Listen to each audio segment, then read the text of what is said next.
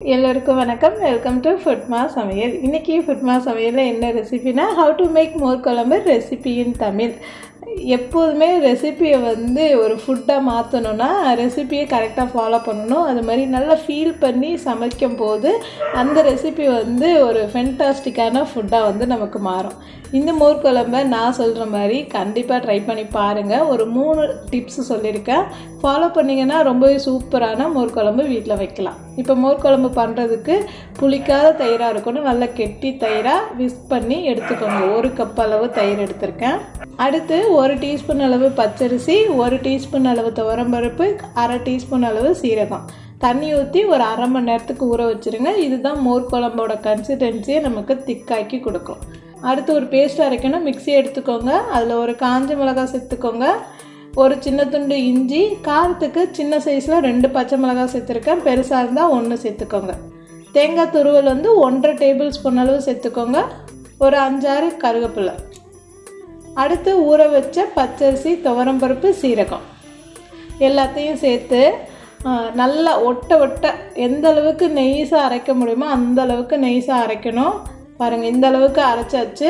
இப்போ நம்ம மோர் குழம்பு செய்ய போகிறோம். அதுக்கு ஒரு மோர் குழம்பு செய்கிறதுக்கு ஒரு பாத்திரத்தை எடுத்துகிட்டு அரைச்சதை சேர்த்து தண்ணியோட அளவு பார்த்திங்கன்னா ஒரு 150 ml அளவு நீங்கள் சேர்த்துக்கலாம். அடுத்து தேவையான அளவுக்கு மஞ்சப்பொடி, தேவையான அளவுக்கு உப்பு, கொஞ்சமாக கருவேப்பிலை இதெல்லாம் போட்டுட்டு மிதமான தீயில் ஒரு 2 நிமிஷத்துக்கு நீங்கள் கைவிடாமல் கலந்து கொடுக்கணும். இல்லைன்னா துவரம்பருப்பு கீழே போய் அடி பிடிச்சிரும், அங்கங்கே கட்டி கட்டி ஆயிரும். அது இல்லாமல் நல்லா கலந்து கொடுத்தீங்கன்னா ஒரு 5 நிமிஷத்தில் நல்லா கொதி வந்துடும். நல்லா கொதிச்சதுக்கப்புறம் அந்த பச்சை வடைலாம் போனதுக்கப்புறம் கொஞ்சமாக பெருங்காயத்தூள் சேர்த்துக்கோங்க. எல்லாத்தையும் கலந்து கொடுத்து ஒரு 2 நிமிஷத்துக்கு மறுபடியும் கொதிக்க வச்சு ஸ்டவ்வை ஆஃப் பண்ணி கீழே இறக்கி வச்சுருங்க. மசால் வடையோட ரெசிபி ஏற்கனவே ஃபுட்மா சமையலில் அப்லோட் பண்ணியிருக்கேன். கண்டிப்பாக ட்ரை பண்ணி பாருங்கள்.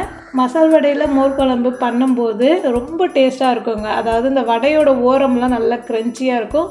உள்ளே அந்த வடையோட பருப்பில் இந்த மோர் குழம்பு சாப்பிடும்போது செம்ம டேஸ்ட்டாக இருக்கும்.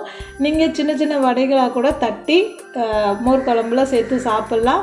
ஒரு 1/2 மணி நேரத்துக்கு முன்னால் போட்டுட்டு அதுக்கப்புறம் சர்வ் பண்ணுங்கள். ரொம்ப நேரம் ஊற வச்சிங்கன்னா ரொம்ப ஊறிடும். நம்ம இறக்கி வச்சுருக்க கிரேவி கொஞ்சம் மிதமான சூட்டில் இருக்கும்போது நம்ம ஏற்கனவே கலந்து வச்ச தயிரை சேர்த்துக்கோங்க. சூடாக இருக்கும்போது சேர்த்திங்கன்னா தயிர் திரிஞ்சு பால் மாதிரி திரியாக இருக்கும். அதனால் கொஞ்சம் ஆறுனதுக்கு அப்புறமே நீங்கள் தயிரை சேர்த்துக்கலாம். தாளிப்புக்கு எண்ணெய் ஊற்றி எண்ணெய் சூடானதுக்கப்புறம் கடுகு, உளுந்தப்பருப்பு போட்டு நல்லா பொரியட்டும். பொரிஞ்சதுக்கப்புறம் கருவேப்பிலையும் போட்டுட்டு இப்போ இந்த தாளிப்பை மோர் குழம்புல சேர்த்துடலாம்.